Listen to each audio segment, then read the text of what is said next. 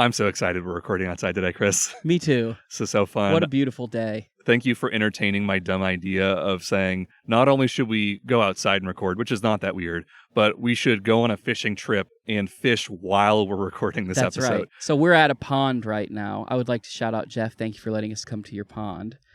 There's a fishing line in the water right now. At any moment, we may have to stop and catch a fish, and that's part of the game. And we've been fishing for a little bit. They're biting. So yeah, they're biting. Yeah. So if you hear any weird things going on at all later on in the episode, and you hear the outdoors, or if you hear us stop and say like, "Oh, wait a second," it's because we're reeling in a fish. Reeling in a fish. That's right. Or if the wind gets crazy, we might hold off on speaking till it goes away. But just bear with the noises today. It's beautiful nature. Yeah. There's something fun about just like doing a traditionally indoor activity outside, especially when you're dealing with like technology.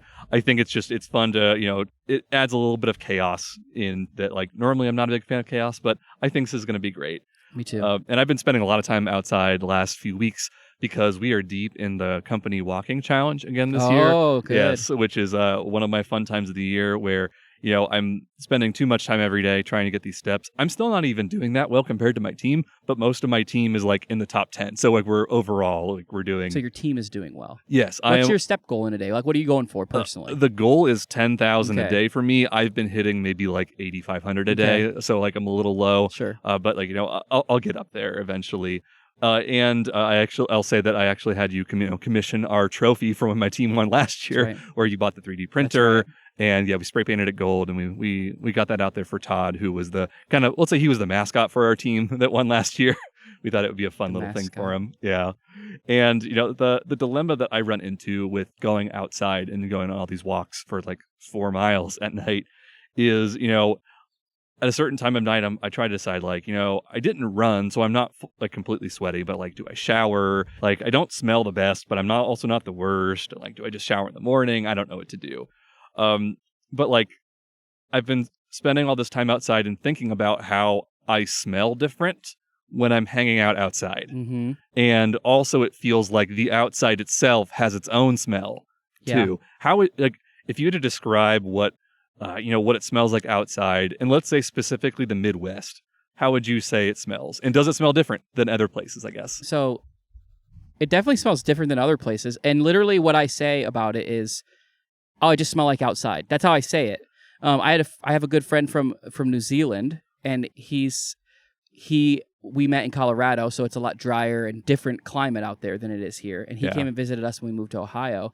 He's like, oh, it smells like wet, rotting leaves. It reminds me of New Zealand. And so like maybe it has to do with like, moist material, like, what's the word?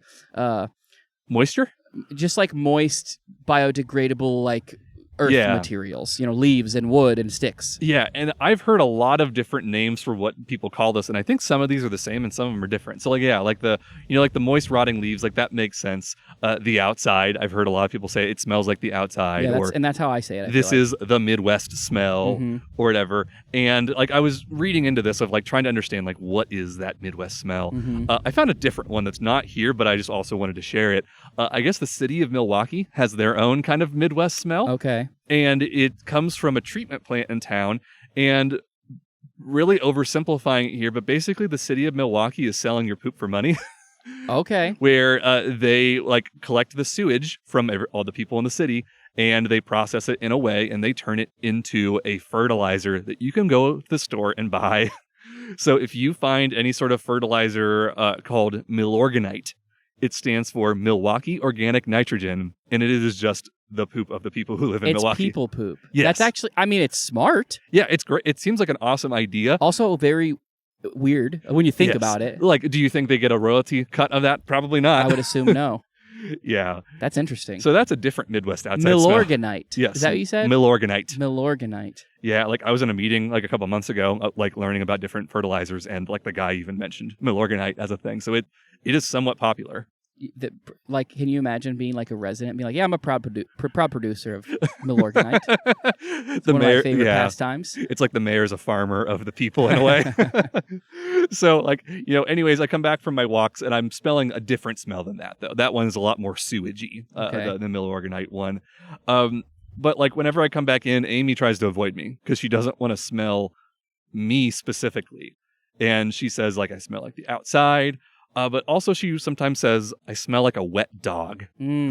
Sure. And that's, that's not the best picture to paint, I guess, of a thing to smell like. But I'm not the only thing that she smells that she thinks smells like a wet dog. Any sort of drinking glass, like the moment it's exposed to the outside air, she will pick up wet dog on it. That's hilarious. So if we're eating on our patio or at a restaurant especially, and you are outside and the glass has any liquid in it or even no liquid, and like it's sitting out there for more than 2 minutes, every time you take a whiff, like of just drinking pure water, you just smell the wet dog. And she's very sensitive to it. I smell it a lot too, but it doesn't bother me as much. But then I start, like, most of the drinking glasses we use, honestly, are plastic cups because of this. Because sometimes our dishwasher will, like, wash dishes. Yes. And then it dries, but they're not totally dry. And you open up the door a little bit. And maybe we had the window open earlier that day because it was nice. And then everything smells like a wet dog. And we have to, like, wash it all again. You're like, blowing my mind a little bit because I prefer glasses, always have. I just like using them because that does not bother me at all. I understand that, yes. Right? And about how they do. Kirsten hates the smell of glass. Like she likes them, but they're so easily something she doesn't like. So we use a lot of plastic glasses for that reason specifically. Yep. And I don't know that I ever would have connected it to the wet dog outdoorsy, but I think I completely understand that. Right. And like I've got to ask, since you have a dog, how often does your dog smell like wet dog? If he ever gets moist in any way, like if he walks outside in the dew, he smells like wet dog. If you bathe him, he smells like wet dog. And if he just hangs out outside, I think it's like, I don't know what it is. I don't know if dogs sweat or not, but I feel like when they go outside, it's like, oh yeah, they smell like outdoor wet dog. You know what I mean? Yeah. So I read into that too. And I think the thing that we're talking about is different than the actual wet dog smell. Sure. So I guess dogs, from like briefly looking into this, they have 2 types of sweat. And I think one of them is like something... Yeah, like one of those 2 types of sweat is what gives that smell. It's some sort of, I don't know if it's an oil, but like whatever it is, it's exclusive to dogs and it's not a thing that humans can do. So it's like... So it is a specific, that's a dog smell. Because I'm always, again, same like it's outside. It's like, that's dog. It smells like dog. Right. Like outdoor dog. Yeah, so then it's like, well, what are we doing then that gives that smell where it smells like that outside and it makes us smell like it when we're in it? And there are a few things. And one of kind of our starting point, I would say, is what's called cyanobacteria. Okay. And they're this like extremely prevalent type of small bacteria that's in like the water, it's in the earth. And I guess they've been around for so long that scientists they point to them as being like the reason that oxygen got introduced into the air, which is pretty crazy. So very like fundamental building block of like our world was, this type of bacteria. And, in addition to oxygen, they also sometimes produce an odor called geosmin. Geosmin. Yes. And some people say that it is a musty smell, and most people think that is what we consider to be that wet dog smell. So it's in the ground, it's in the water, it can be aerosolized into the air. So it's kind of in all domains outside, you're going to run into it. And even though there's not a lot of it, honestly, but the human nose is like super zeroed in on this smell to where it can smell it in like 5 parts per billion. So it doesn't have to be a lot of it. The tiniest little bit gets on that glass and you're just going to smell wet dog. But I found another scent that's kind of like almost in some ways like the anti-wet dog, where it's also done by cyanobacteria, but people love it. Okay. And it's called petrichor. Petrichor. And petrichor is... it's the smell of like when rain hits dry ground on like, it like hits the, rains on the ground after a long time. And people will say like, I went outside for a walk and I just love that smell. I do too. Yes. So it's crazy that like these 2 things that are relatively similar, like one has a very like revolting reaction. The other one, people are like seeking out, choosing to go on a walk so they can smell it after a nice rain. And, I would say that I've kind of resigned to the fact at this point that I'm going to be living my wet dog lifestyle for the next few weeks of my walking challenge, or we're going to lose. But I guess that's the cost of bringing home the trophy for this year's challenge.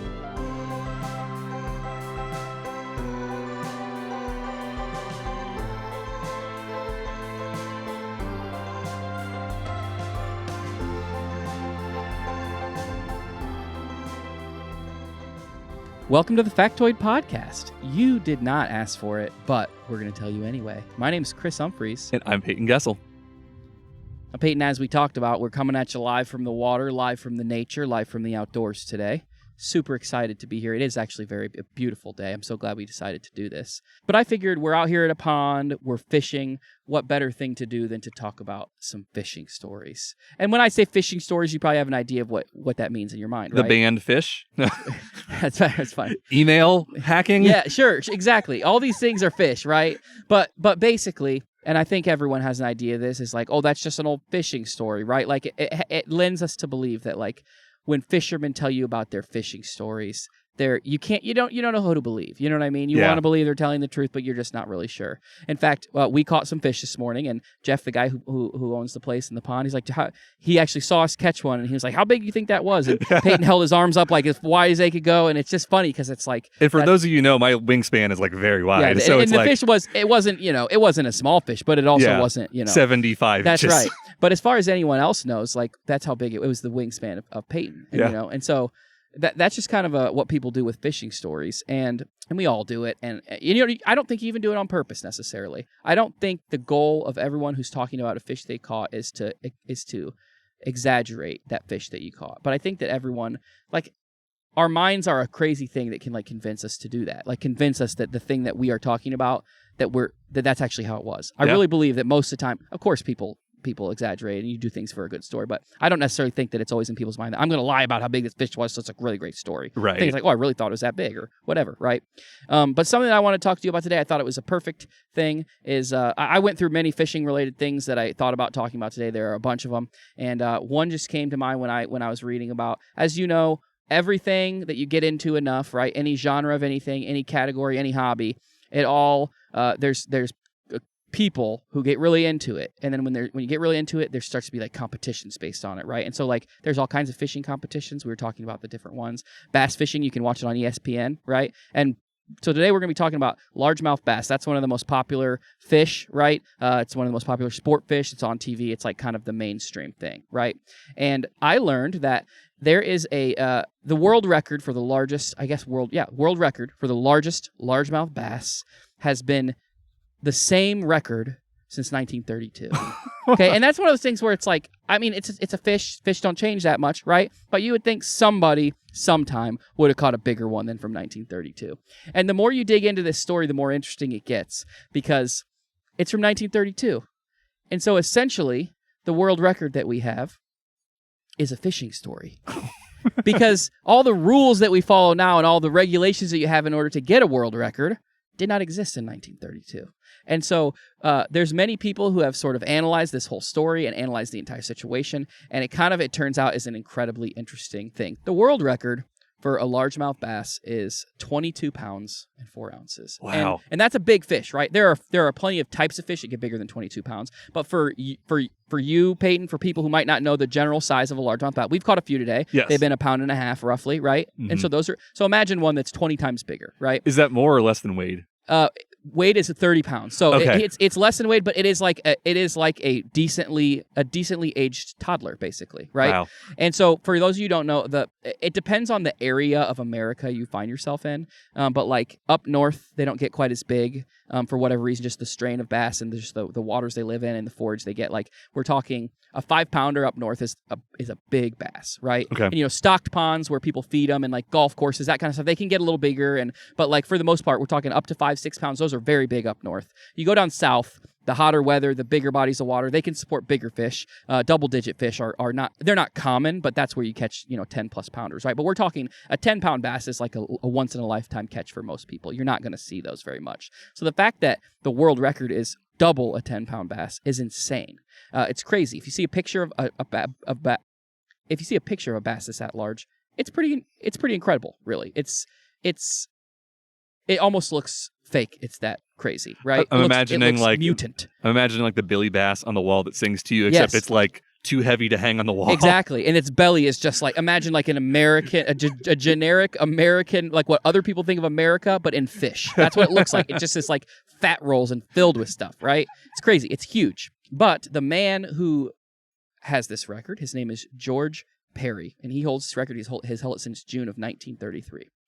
And this is the official world record. It is currently, if you look up largest largemouth bass, who caught it, where's it caught, this is the world record. And we all know how fishing stories go, and I'm not saying this is one, but it turns out it might be one, right? And that's what we're going to talk about today.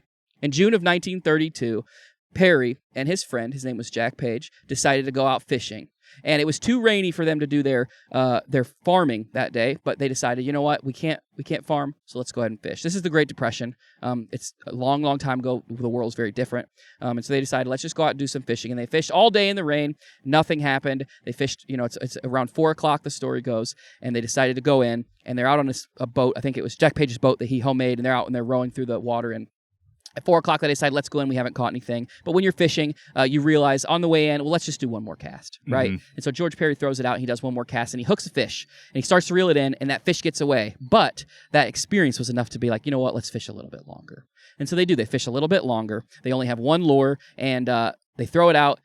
He hooks into this fish. He fights it for more than 10 minutes. He's super excited. He gets it in, and that is the world record fish. They bring it into the boat. They do all this stuff, and they decide, you know what?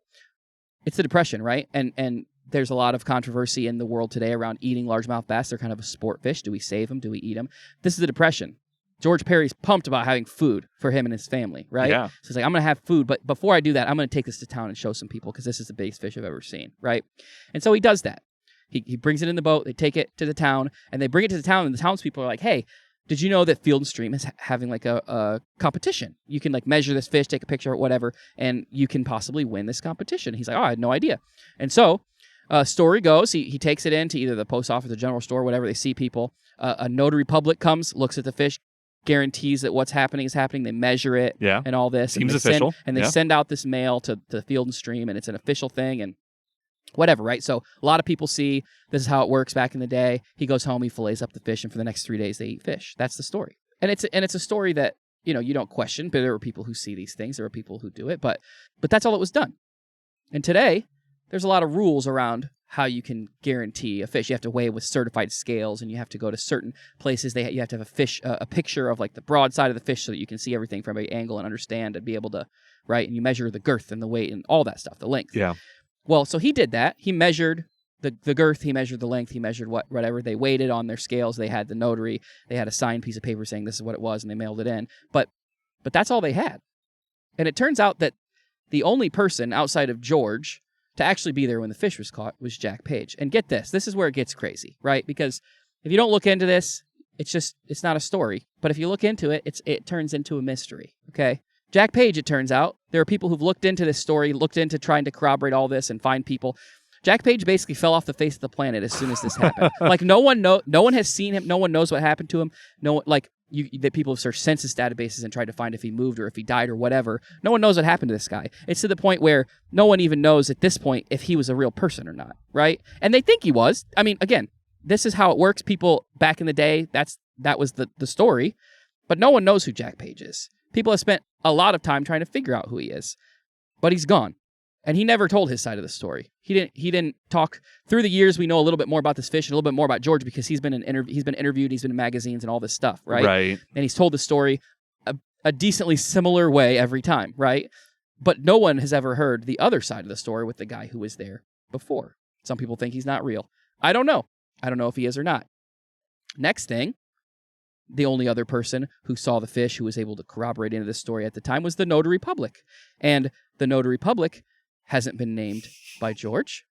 And there is a Field & Stream entry piece of paper that they sent out that had the notary public's signature on it that was lost in the 50s when it was loaned out to someone who was writing an article about this. Of course. And so this paper that has the only place that has the name of the person who it is doesn't exist anymore either. So some people wonder, is this a real thing? Is this not a real thing? I don't know. And I don't know what to believe. I don't know.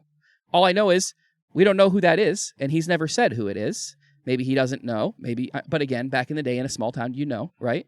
But yeah, there's no proof of it since 1950 of who that person was either. So there's only two people who really have the actual ability to confirm or deny what happened, right? And one of them may or may not have ever been a real person. The other one may or may not have been a fake name written on a piece of paper. I don't know, okay? It's crazy. But the story lives on. And here's the deal. Perry's quoted many times in admitting that there's no existing photos of this fish. Because, again, it's 1932. Like, it wasn't that easy to take pictures of stuff. Right? Yeah. You didn't just have a phone in your pocket and you take a selfie with the fish. But he's quoted many times that there's no photos of this fish. And in many of the interviews he did, he said, no, there's no pictures. I wish there was. I would love to show you one.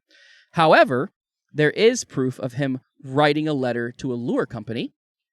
And he's saying, hey, if you guys provide me with some lures, I'll send you a picture of this world record fish I caught. Which is interesting, right? And so a lure company agreed, okay, sure, that'd be great. We'll take the picture. We'll send you some stuff. But he never sent the picture. And so, is he bluffing? Does he just trying to get free stuff? Or is there a picture that he didn't tell anyone about that he's been hiding this whole time? I don't know. Oh, wow. But it gets weird there. But it gets even weirder because, and where it's weirder, I think, for me, is the fact we move up to 2005, okay? This is a long time past 1932. And a picture surfaces of a man and a young kid, and they're holding a fish that is legitimately a largemouth bass that could be 22 pounds, okay? Like, it is like, people started thinking, this is George Perry and this is his fish, and this actually makes me believe that it's real, right? Yeah. But then, Perry and his family came out and said, with certainty, that's not him. That's not him holding the fish. We don't know who it is. We don't know what picture it is, but that's not him. Which, again, if I'm the family, I'm just going to say, yeah, that's him. We have proof now. Exactly. This is real, right? But no. So there's a picture of a fish from the 1930s that is most definitely possible of being 22 pounds, but that is not being held by George Perry, the record holder, okay? Very, very interesting how all this unfolds. Another photo surfaced in 2013. This one is different. It's like from a magazine, and it's clearly one of the most poorly doctored photos I've ever seen. It's just a bad photo, right? And it was some guy who claimed to be Jack Page's like son or something, right? Whatever, like something like that. So I mean, that one is. I think most people realize that's not it. And the fish that was in that photo wasn't like looking at it and understanding how fish works and how much it wasn't even 22 pounds. It was just kind of a silly thing, right? So there's that, right? And so all this stuff, there's been a lot of like lore and a lot of backstory of all this that has happened through the years. Most people have accepted it. I mean, it's obviously been accepted for like over 90 years now. It's still the world record. It's still a very interesting thing. But people have done their sleuthing, as people do on the internet. You know how that works. If anyone wants to find something out, you put it on the internet, people look it up. And they've done all kinds of this stuff. Like, on an unrelated note, did you hear about the backrooms? No. Do you know what they are? No. Yeah, there's like this big like internet community about like this endless looking like empty strip mall thing. There's a video game that's based off of it. And like one developer who was like a teenager made a game where it's like a horror game that you're walking through this endless like empty office mall environment. And it was based off of a picture that was found on the internet. And no one knew where this came from. And they just knew that like this is probably real. I don't think it's a CGI image. And last week they discovered like someone was able to find the empty like Oshkosh that no way in Wisconsin or whatever. Isn't that crazy? Yes. So it's like, yeah, they may not find it immediately. Right. But like the internet, if they care enough about this thing, they will find a way. And if there's enough people working for the same goal. I've heard that with criminal investigations or like I watched a documentary on Netflix about like a guy who was, it's the thing where the guy was like it's like torturing cats or something on live stream. Do you know what I'm talking about? No. And so like people got real mad about it, obviously. And like there was like a certain outlet in the background, and like people were able to like literally pinpoint where this man lived based off of like people who used to live in the same rental. Like it was stuff like that, right? Yeah. So if people are determined enough, they can find stuff out, right? Yeah. And so people did their sleuthing just like this, just like they do. And he caught this fish at a lake in Georgia. And not that big of a lake. And it takes a big lake with a lot of oxygen, a lot of resources, a lot of forage, a lot of like cover to support a fish of that size. Okay. And so a lot of people wondered, is it even possible that that big of a fish came out of that lake? It is possible. That's not the thing that necessarily disqualifies it, but it's in Georgia, and most of the fish in Georgia are of like the northern strain of bass, which means, again, the likelihood of him catching a fish that big in that place, it's not that likely, right? Mm-hmm. But it's possible, right? It's possible. People also, because he talked about how he fished in the morning, and it was raining. He couldn't do his farming, and then in the afternoon he decided whatever, right? So people with the photos that are around, and the photos people have seen, people did like, well, if they were in this area of America this time, like this photo's not even after 4:00, and stuff like that. You know Clever. what I mean? Yeah. And like so, there's that, and then historically, you can see weather data. Didn't even rain that day. So it's like, again, what's a part of a fishing story? What's gotten changed on accident? What's true? What's real? I don't know. Yeah. I don't know. And I want to give the guy the benefit of the doubt. And I want to give people around the benefit of the doubt, because the thing is, if you see a really big fish, like as someone who doesn't fish all the time, if you see a really big fish and someone says that's 22 pounds, you believe it, because you just don't know what a 22-pound fish looks like. I don't. Yeah, that's the thing. You don't know. And no one does. And so I want to give him the benefit of the doubt that maybe he thought it was 22 pounds. Maybe it was 22 pounds. Maybe it's real. I would love to believe this guy. Maybe he didn't know. Maybe everything in this story is true. Maybe the man is crazy and he's brilliant and he's now the record holder of the fish. I really don't know. I really don't care. All I know is that it's a fish story, and I love a good fish story.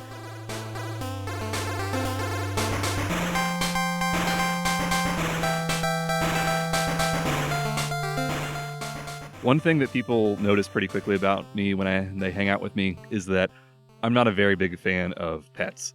Sure. Yes, I know that your dog is friendly. He likes me. He's not going to bite. He never bites anyone.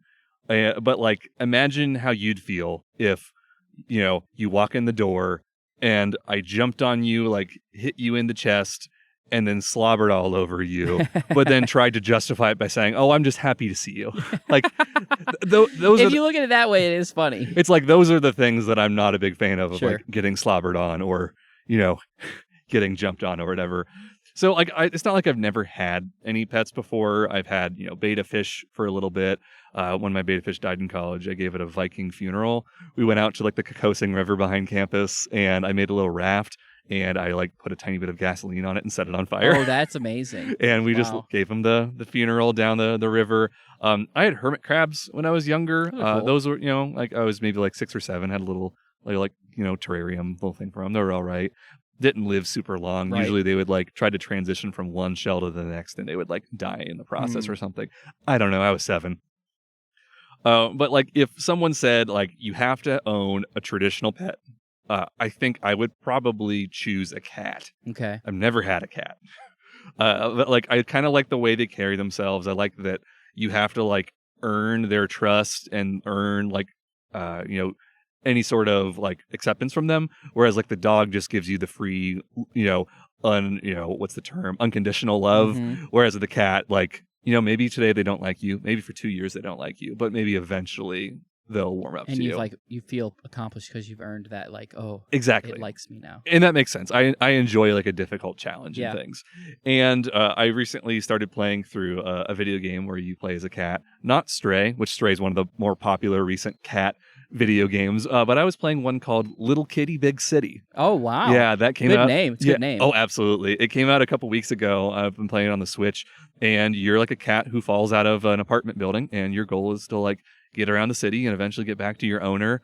And you're doing mini games. They call this like the animal chaos genre. So you're doing mini games like walking into a grocery store and knocking over every jam jar, just to like remind humans that they shouldn't put jam jars out. Right. I'm like tripping someone so they drop their phone on the ground and then I steal their phone and stuff. It's a fun, cute little game. Like when you're just getting up to little mischief. But since it's not real, I don't feel bad about like that sort of stuff. And like one of the more popular archetypes of cat owners, I would say, is the crazy cat lady. Yeah. I think everybody can imagine someone real or fictional that kind of fits this mold. She's probably either an old widow or maybe she was never married, but she lives with a ton of cats now and she adores them all. Rarely interacts with people. She might treat people nice, but she just doesn't do it very often. So she's kind of strange in the way that she goes about this. And she probably like has more cats than she can reasonably take care of. And she may be neglecting her personal hygiene in order to just take care of all these cats. So what if today I told you that there might be a disease that creates cat ladies? No way. Yeah. I want to talk to you about Toxoplasmosis. Okay. Toxoplasmosis. Yeah. Have you heard of anything about Nope. this? Okay. So there's a parasite that's known as Toxoplasma gondii. And it is found in cats.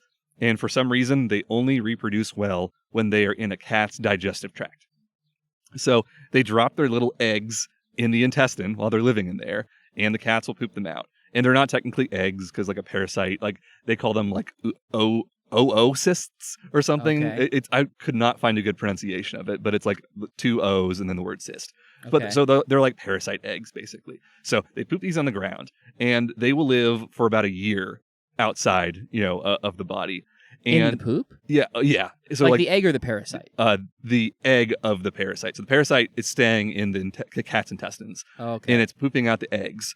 Then those can live for a year before they get into something, before they get into something else. So the goal is that those eggs will get into a mouse. And if a mouse hangs around in the area and gets the egg, it will like start to form like cysts in the mouse. It will cause like swelling in its brain, and like it infects it, and it starts to grow, inside of the mouse. And there are some very odd side effects that happen to a mouse infected with the Toxoplasma gondii. One of them is that normally mice are afraid of the smell of cat urine, because that means a cat is nearby, and that means they might get eaten by the cat. But due to some of the things that change about the mouse from the parasite, they love the smell of cat urine. Oh, interesting. And they will hang out around the smell of cat urine. Interesting. They will also hang out in open areas, and they are a little bit worse with their reaction times and their balance and their grip strength. So they basically like become super confident in themselves, and they lose all the fear that they have instinctually built up to be afraid of cats. And the result of this is that it makes them very easy to be eaten by cats. Yeah. So the cat then gets an easy meal from the mouse, and those cysts go back in to the digestive tract of the cat, where it's able to reproduce and create more eggs to then poop out. To go into more mice. Yes, okay. Exactly. Interesting. And it's not just found in cats and mice. It's found in a large percentage of humans. Interesting. Yes. It's hard to estimate this just because everyone doesn't get tested constantly for this. It could be in the realm of 10 to 15% of the world's population. Really? Does it affect people? That's a great question. Depends on who you ask. Huh. So is it just because we have a lot of cats? Like humans have cats. Yeah. So people with cats just are exposed to this a lot, I assume. And if you're just around it. So think about the way like the mouse is getting it, if it's like around the poop. Like think about cat, like even if you don't own a cat, you might be around cat poop a lot. Right. Yeah. So there's a lot of places that have just like random feral cats or outdoor stray cats. There are many cities and many cultures where that is just like a very common thing. Yeah. And I guess I'll kind of clear up when I'm using these terms like toxoplasma and toxoplasmosis. So the parasite is Toxoplasma gondii. When it gets in you or in the animal, the disease, the illness it causes is toxoplasmosis. Okay. And then afterwards, it sticks around in you, and they call this latent toxoplasmosis, where it's like it's not an active illness, but the parasite doesn't just go away. It's sticking around. So in humans, it hangs out usually on the backs of your eyes or your brain. Interesting. Yeah, and a lot of people just don't realize that they even have this because for the most part, when you get toxoplasmosis, you feel like you might just have the flu or another illness. Okay. So, I mean, what you just assume like, well, I just got sick. Yeah. And then you just keep moving on with your life, and you just kind of assume that that's all it was. But depending on who you ask, it does a lot of different things to humans. So about 100 years ago, this was discovered, and the scientists at the time were like, this is not, we don't think there's a big deal. Like, yeah, it's around, but whatever. And about 30 years ago, there's one biologist in the country of Czechia who he contracted toxoplasmosis, and he started just like observing how his behaviors would change after having the illness. So this guy's name is Jaroslav Fleger. Okay. And he looks like when Jim Carrey played Count Olaf in a series of unfortunate events. And if you don't get that reference, just like close your eyes and imagine like a mad scientist with red hair. Just the hair's going everywhere. It looks like, it looks like a cartoon character. Sure. So like Jaroslav Fleger has basically like dedicated his life to discovering as much as he can about like toxoplasmosis in cats. And I don't want to make him sound like he's on some weird island and he's some like quack job. He's written like hundreds of papers. He's frequently referencing other people in the community who are also researching this. So oftentimes you can like cherry pick a thing that he says, and someone will be like, oh, this guy, he doesn't have any credibility, but like he frequently was on like a lot of local news sites during COVID because he understands parasites. So like he has contributed a wide variety of things to kind of the science community. But I think the most interesting is, his research on toxoplasmosis. And there is a theory that he has posited that he's been trying to see, like, is this real or not? And he calls it manipulation theory. And manipulation theory is when a parasite is able to convince the host to act in certain special ways in order to help preserve the parasite and keep it moving through life. So think of like, there's a famous one with like ants. Have you heard the thing where it's like the parasite makes the ants turn into zombies so it can like, they climb up to the highest point and then they like explode spores everywhere. That was like one of the bases. That was like the basis for The Last of Us, where like in the TV show, like in the first episode of the TV show, there's like a fake scientist who's like, watch out for this thing called cordyceps in ants. And then like it cuts to like the apocalypse and stuff. Right. Like, or whatever. So like this thing is, the idea of manipulation theory is true. But what Yaroslav is trying to say is that Toxoplasma gondii might be manipulating you into being eaten by your cat. And, it's essentially doing all of the same things that it does to the mouse and possibly more to you. And the reason that the parasite tries this is because back in the day it used to work. Oh my. So if you think about it, before, like domesticated house cats are not very big. But think about all the other larger cats that exist today or even existed that are extinct. Sure. And then think about even just like how much smaller humans were a few generations back. Yeah. And then if you also compared it to other primates, like it's not that crazy for you to say like a tiger could eat a chimpanzee. For sure. So if it works the same way in primates, then like, it makes me slow and susceptible to being eaten by a huge cat. And it makes you like the smell of cat pee. Yeah, that's right. So you're going to be seeking out. Oh, yes. it smells like a big cat. I love that. Exactly. Yeah. Which is crazy that like that was its own research thing too, and like people would like smell different animal pees and be like, "Ooh, I like this one." Yes, that's exactly what happened. That's crazy. Yeah. So like what gets really weird with the side effects is the way toxoplasmosis interacts with testosterone, and because of that, men and women often have like opposite reactions to certain things. And this is one like where you have to like, they do a lot of personality tests and they try to like compare, like it's really hard to like nail this stuff down. But like some of the common things that they see are that like men are more likely to disregard social rules if they have toxoplasmosis. Women are more likely to be nurturing. They're more likely to be altruistic. So they are being like selfless and trying to put others above them. They're trying to take care of others, which maybe leads them to adopting all of these little poor helpless cats they need see. My help. Exactly, and becoming a cat lady. And if you're listening to this and you're kind of worried like, oh no, I need to rehome my cat right now. Like if it's true that 1 billion people in the world have this, like it's probably not that bad, or we would, you'd be hearing more about it. Right. So I don't want to cause alarm that like you're going to go crazy because you own a cat. But I guess what I want to say is that there's a slightly higher percentage chance that you may go crazy because you own your cat. And just the idea, like, that maybe a lot of people we know, maybe myself included, just have this underlying parasite. Yeah. In just the latent, whatever, right? That's like a little weird to think about. Did you grow up with cats? I didn't grow up with cats, but I had a cat once or twice. Okay. Yeah. So I mean, I could have been I could be a carrier, Oh, exactly. Because like I don't have a lot of close, encounters with cats. I go to my friend's house when I was younger.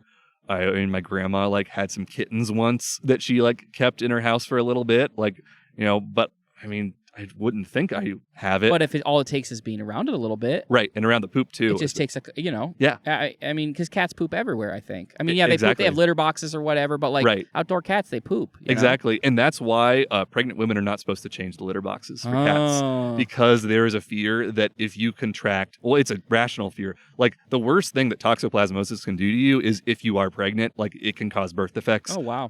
And it's because it throws off that testosterone. So one of the weird things they've noticed, though, is that you are much more likely to have a boy. Oh, wow. Yes. But it is not worth doing that if you want to have a baby boy, because you're probably going to, like, I mean, oftentimes, you have, like, stillborn babies and things like that. So that's why, pregnant women aren't supposed to change the litter box. And you can get toxoplasmosis from other things. Like you can get it from uncooked meat, which is also like partially why women aren't supposed to have it, raw meat or rare meat when they're pregnant. So there are other ways to get it, but it's just the poop one is the common one. So like I was trying to find some good examples of like, if so many people have had this, there should be some good famous cases of toxoplasmosis. And I did go and look at Quest Diagnostics, and I could have got a $60 test. I thought about getting to one. see if you have it. Right, but I was like... I mean, that's interesting. It's like just cheap enough that like it's in grasp, but like I don't know if it's worth it. So I did not. One of the more famous cases I found was from the tennis star Martina Navratilova. And she actually had the disease, like toxoplasmosis, in the 80s. And she had the illness during a match, and she ended up getting destroyed in this important match because she had it. And her doctor told her ahead of time, like, yeah, you look weak, you are weak, you're probably not going to do well. But she didn't she wasn't going to like withdraw from the match and say, I have a weird cat disease. So she played and then lost, and then eventually said, like, hey, I think she eventually admitted that it's because of that. Oh man, do we have a bite, Everyone, Chris? We are bringing in a fish as we speak. We have caught a fish. It did happen. I wish you could see it. I wish this was a video podcast. I'm getting pictures of it. This is happening live for all of you. This is what we were hoping would happen. Oh, yeah. What kind of fish do we have This here? is a bluegill. And in this pond, these bluegill are huge. And so it's a big one. Yeah. Mr. Bluegill, do you have anything to say? Do you have anything to say, sir? I'm 22 pounds. Yeah, this thing, if you can just go ahead, hold your arms out as far as you can. That's how big this fish is. Doesn't matter if you guys have different sizes of arms. That's the point. But it is bigger than my hand. Let's just put it that way. Yes, I will confirm. I do have some pictures of this. We can get a notary public if we need to. Yeah. But it's this is a good one. This is a good one here. Yeah. Thanks for showing up today, sir. Blub blub. So anyways, we had so Martina Navratilova. So she got tired, really tired and weak. She loses her tennis match. That's not very interesting. I wanted to find something better. Right. But it is interesting enough that like the doctor was like, "Oh, hey, by the way, you have this thing and you are going to be like, I don't know, it's going to affect you, but not that much, I guess." Right. You know what I mean? Like, yeah, it affects you, but it's not like it's not going to kill you or anything. Exactly. You're just like a little bit less fast than the other person now. For sure. So since that, I don't know, isn't the most thrilling story, I wanted to tell you about a documentary that I watched. Okay. That while it is not confirmed that toxoplasmosis was in these women, it is very likely and played a very big role in their lives. Have you ever heard of the 1970s documentary Grey Gardens? No. Some people consider this to be like the predecessor of the TV show Hoarders. Okay. And it stars Jackie Kennedy, former First Lady Jackie Kennedy's weird aunt and cousin. Okay. So like so Jackie Kennedy, she had this aunt and cousin who were both of them were named Edith. Okay. So very confused. And cousin with the same name. Yes. Okay. So it was, they would call them Big Edie and Little Edie. And they were very like rich, famous people in New York City. Big Edie was married to this this millionaire businessman, and they were kind of like socialites and like very famous people around town. So Sure. like when Little Edie was a teenager, she's entering modeling contests. I mean, she's like getting minor acting roles as an adult. She's dating millionaires, and there are plenty of times where she spent like several years dating someone that like would have been worth a ton. And eventually she gets into like the 1950s. She's in her 30s, and her mom, Big Edie, gets sick, and Big Edie decides to take an extended stay at Grey Gardens, which was the mansion that they owned on Long Island. And Little Edie wants to go and take care of her. I think her brothers are out doing other things, and she's like it would be the easiest one to help take care of her. So she moves in to Grey Gardens in the 50s. And neither of them leave for 20 years. So there may have been some times earlier on where they may have been in and out a tiny bit, but for the most part, they just become shut-ins in this house. And the only things going in and out of this house and the property are their cats. Okay. They have dozens. There's times when they referenced having like maybe 12 and acted like that was a very small number compared to normal. Wow. So in this large mansion, they have like 1 to 2 dozen cats. They also have raccoons. Okay. So like raccoons, pet ones? Questionably pet. They're putting out food for them, right? But they are wild feral raccoons that live in the attic. Okay. And there's a point where you can see like them putting out like cans of cat food specifically in the raccoon area for the raccoons. That's a little weird. Yeah. So there was a period of time when they were able to keep this mansion really nice, the two of them. And Big Edie got divorced as well. So then like she had some money, but they were starting to run through their money. Just like they had phones. So they're calling the grocery store and getting like groceries delivered. So they had like sources of food. The trash guy would come, but eventually the landscaping started to get overgrown. And the trash guy says, I'm not going to come in here. Like you need to clean up your house so I can like get my dump truck in and get the trash. I feel like when the trash guy says no, that's when you're like, man, is something wrong here? Yeah, normally that's when you would say is something wrong, but it didn't. So then trash just starts like piling up on the property in the house. And in the 1970s, like by this point, there are people in the community that are trying to like say, hey, this is an eyesore. You guys got to clean this up. And a documentary crew, pays Big Edie and Little Edie $2,000 to just film their lives for a few days. And this is like, very low budget skeleton crew, like only a couple people. Sometimes they talk to the Big Edie and Little Edie. Sometimes they're silent. But they spend a few days in this house and man, is it wild. And it's like, it does, like, I haven't really watched much of Hoarders, but like it does feel that way where there's just like boxes everywhere and there's paintings. Yeah, absolutely. And there's like a very specific scene, and a lot of like armchair doctors will watch this movie and they'll try to pick it apart and try to say like, this is, I think these people should be diagnosed with toxoplasmosis or other things. So first of all, the house is clearly full of mold. You can see the mold in all the camera shots. And people theorize that, that would weaken your immune system over time and kind of allow other things to maybe be able to take hold a little bit more. Sure. And toxoplasmosis, part of the reason why it doesn't affect humans very much is because of our immune system. And most of the people that have serious complications have some sort of immune disorder.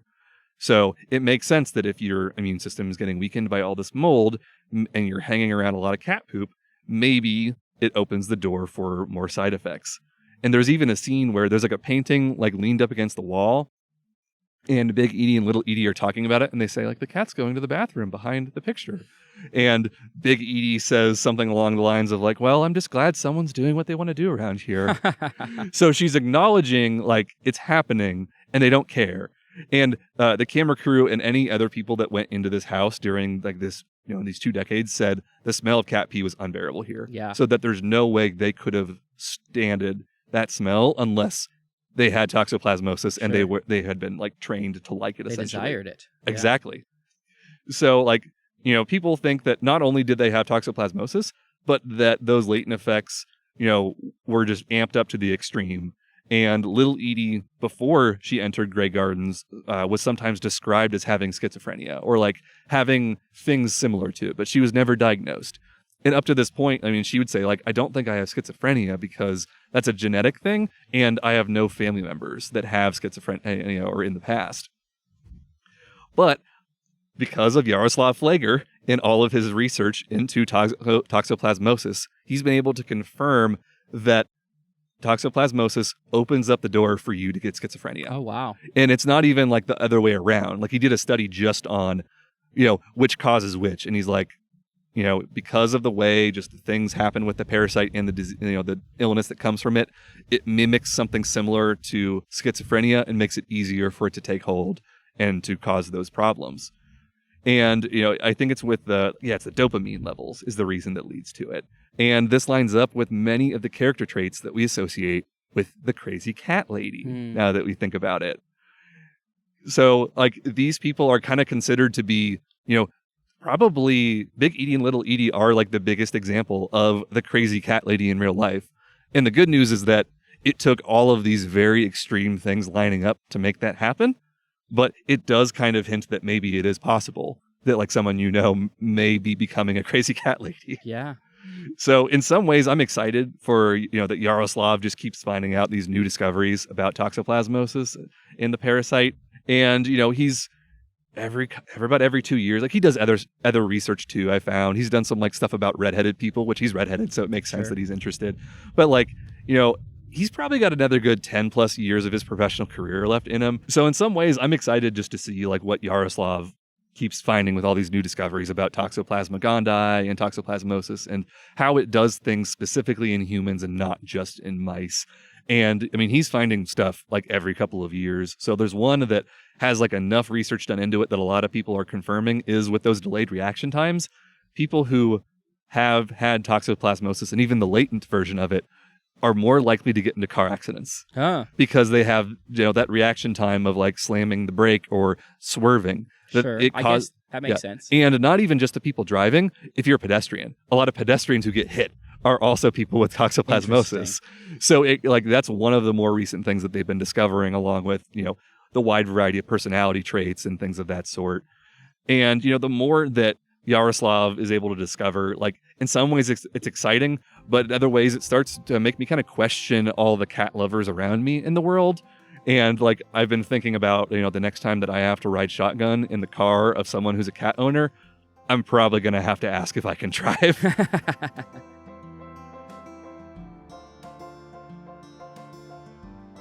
Thank you for listening to the Factoid Podcast. If you have a factoid that you want to share with us, just shoot us an email at whatsyours@factoidpodcast.com. As always, you can find us everywhere you get your podcasts. I was just made aware. One of my friends made a joke on Facebook, and it got me a little thinking about it. If you've already listened to this whole podcast, you probably already know where to find our podcast. So I don't know if I'm going to say that anymore. I have a great idea. How about if you have ideas for something that Chris can say at the end of episodes, please let us know. I would love to say something that you come up with for me, because I don't know what to say. But basically, subscribe, give us the stars, give us the ratings, give us a review, and I'm glad you listen. We also, you can find us at our website as well, factoidpodcast.com. We'll see you in 2 weeks.